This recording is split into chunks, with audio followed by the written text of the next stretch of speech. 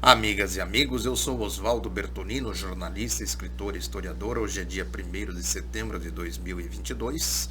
Peço para você que está vendo essa transmissão no Facebook, para você curtir a página e correr para o YouTube. Lá você, se ainda não é inscrito, para você se inscrever. E se você puder se tornar membro, você vai estar ajudando no impulsionamento aqui do outro lado da notícia. Peço a mesma coisa para você que está vendo essa transmissão no Twitter ou no Instagram. Ainda quero comentar a repercussão dessa dinheirama do bolsonarismo que circula por aí, os tais imóveis comprados com dinheiro vivo. Então, eu lembrei aqui do caso, né, que se tornou aí um certo escândalo já na época, em 2004, foi 2004 ou 2005, mais ou menos por aí, que já era o prenúncio da quadrilha da farsa do Mensalão, que foi aquele episódio que se transformou num caso rumoroso em que um assessor do José Guimarães, que estava assumindo a liderança do PT na Câmara dos Deputados, esse assessor foi pego em São Paulo com um famoso dinheiro na cueca. Ficou aquela história de dinheiro na cueca, dinheiro na cueca. Isso se transformou inclusive em peça de propaganda aí da direita, de propaganda golpista. Eu lembro e falo sempre aqui desse livro, né? Recomendo a leitura para se entender o que estava acontecendo ali, que é A Mentira das Urnas, crônicas sobre dinheiro e fraudes nas eleições do Maurício Dias. Esse livro foi publicado em 2004. Aqui, para quem tem o livro ou para quem for comprar o livro, na página 150 tem o famoso relatório, trechos do famoso relatório, famoso aqui, né? Ninguém fala desse relatório, que circulou em 2000 dentro da Petrobras, que revela tudo o que a quadrilha da Lava Jato disse depois que descobriu. É importante dizer, e o Maurício Dias explica bem isso aqui, que o PT, o PCdoB, o PDT, né, o próprio PSB, sempre procuraram lutar pelo fim do financiamento privado de campanha, porque isso dá exatamente instrumento para o poder econômico dominar o sistema político e o sistema eleitoral. Lógico, poderia ter sido uma coisa mais arrojada, né? Poderia ter sido feita uma reforma política verdadeiramente democrática, afastando o poder do dinheiro, né, da influência nas campanhas eleitorais. Evidentemente que isso desagrada a direita, tanto é que Folha, Globo, Estadão, a mídia de uma maneira geral, sempre atacou com ferocidade a proposta da esquerda de ter financiamento público nas campanhas eleitorais. De qualquer forma, é importante dizer que o que eles queriam, na verdade, era manter o sistema político, o sistema eleitoral funcionando pelo poder econômico. E aí vem exatamente a história do Caixa 2. Quem faz Caixa 2? Quem sonega imposto? Quem sonega imposto? Exatamente os donos do dinheiro. Parte dessa sonegação do imposto vira Caixa 2, vira evasão de divisa, vira lavagem de dinheiro e vira financiamento de campanha. Isso está dito aqui no livro do Maurício Dias, que depois a quadrilha da Lava Jato diz que descobriu o maior escândalo de corrupção, aquela coisa toda que a gente conhece bem. A questão é que o Bolsonaro, os bolsonaristas, o clã Bolsonaro, anda aí com essa dinheirama toda. Eles se escondem onde esse dinheiro? Como eles fazem esse dinheiro circular? Haja cueca, né? Tem que ter muita cueca para fazer todo esse dinheiro circular aí. O problema é que isso está na lógica deles. Eles não vão para a política, para o mundo da política, para fazer benesses para alguém, né? Eles vão lá para instrumentalizar uma prática que é comum deles. Assim é a direita. O ladrão chefe da Lava Jato, por exemplo, agora mesmo está aí envolvido, flagrado, fazendo o que ele sempre fez, ladroagem. Sérgio Moro. O caso de Maringá, o caso do Banestado, fazendo exatamente o que? Caixa 2. Porque as informações que eu consegui ouvir são de que ele teria pedido 40 mil reais, que é o teto do funcionalismo público, é o que ganha, por exemplo, um ministro do Supremo, e o partido não teria concordado. Ele disse, então vocês pagam 20, eu vou correr atrás, algo assim, né? Vou correr atrás, pego por fora, Caixa 2, ladroagem, evidentemente, né? É importante dizer que para eles isso é normal. Eles fizeram isso o tempo todo na Lava Jato. Sequestro, extorsão, essas coisas todas. Roubalheira, ladrões.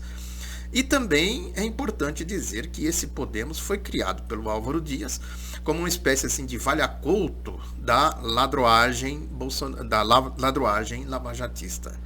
Evidentemente que também no mundo das quadrilhas tem as hierarquias. Quem criou o partido foi Álvaro Dias, a turma dele, a patota dele, né, para esconder a ladroagem lavajatista. Tanto é que o Álvaro Dias apareceu de cara quando a Operação Lava Jato começou a revelar o que estava fazendo ou supostamente fazendo, e depois o Álvaro Dias some, né? Nunca mais a mídia falou de Álvaro Dias, a Lava Jato falou de Álvaro Dias, fazendo exatamente isso, roubalheira, que é comum, né, lá na vida do Álvaro Dias. O caso de Maringá é um caso típico, já envolvendo sim o Sérgio Moro. Isso está no meu site outroladonoticia.com.br. É a certeza da impunidade. Essa gente não vai ser punida, porque isso levaria, uma coisa leva a outra, levaria a Globo, Estadão. É importante sempre a gente lembrar do caso da Mossack Fonseca, que a Globo também tem o seu triplex, a sua casa lá, que não foi explicada, apareceu lá Operação Zelotes. Tudo isso foi engolido pela quadrilha da Lava Jato e ficou dito pelo não dito. E outro detalhe, o ladrão Deltan Dallagnol esteve no Senado numa dessas comissões aí que estava exatamente avaliando esse caso do Alexandre de Moraes, que está aí apurando, investigando as ações desses empresários, que é tudo da ladroagem, lavajatista, bolsonarista, né, esses empresários que estão aí fazendo exatamente movimentações golpistas. E foi o ladrão 2 da Lava Jato, Deltan, defender não só o golpe, como a roubalheira. Vejam como isso é vergonhoso. Isso é um tapa na cara do povo, né? Depois de tudo que essa quadrilha fez, ficam aí ainda, né, o Deltan e o Sérgio Moro se apresentando exatamente na bandalheira. Agora é isso, eles levam para a vida pública o comportamento deles na vida privada. A lógica dos partidos de direita é exatamente essa. Eles não entram lá para fazer isso, né, para fazer benefício, benesses para quem quer que seja. Eles entram para fazer a bandalheira que eles fazem na vida privada, e eles vão dar um ar de institucionalidade, de normalidade à roubalheira que eles fazem. Ou seja, eles procuram fazer na vida política a extensão do que eles fazem na vida privada. É assim, eles vivem assim, é o chamado clube da lama, o clube privado. Esse mundo aí da direita funciona exatamente assim. Como é que se responde a tudo isso? É evidente que tem que ser com a força do povo, como se diz. Isso não é só um slogan, isso é uma realidade com a democracia, o povo se organizando, tendo a sua institucionalidade, os seus sindicatos, as suas associações, enfim, os seus canais, os seus partidos, né? Os seus canais de participação e de ação efetiva na vida política. E isso chama-se esquerda, civilidade, democracia, é isso.